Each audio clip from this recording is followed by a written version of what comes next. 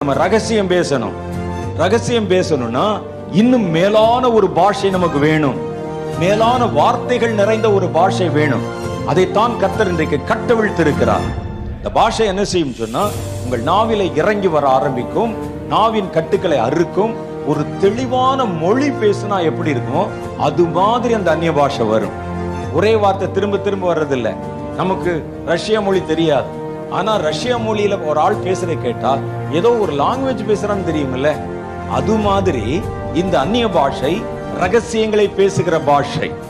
அப்ப முதல்ல இந்த பாஷையில கர்த்தரிடத்துல ரகசியங்களை பெற நாம் என்ன செய்கிறோம் என்றால், முதல்ல ஆவியானவர் நம்மை நிரப்ப இடம் கொடுக்கிறோம். நிரப்ப இடம் கொடுத்து தேவனை நமக்கு ஏற்கனவே கொடுத்திருக்கிற பாஷையிலே துதிக்க ஆரம்பிக்கிறோம். மேக்சிமம் பாத்தீங்கன்னா கர்த்தருடைய பிள்ளைகள் அந்நிய பாஷையில துதிக்கத்தான் செய்வாங்க நிறைய. ஆனால் இதை தாண்டி வேறொரு அனுபவம் இருக்கிறது. ரகசிய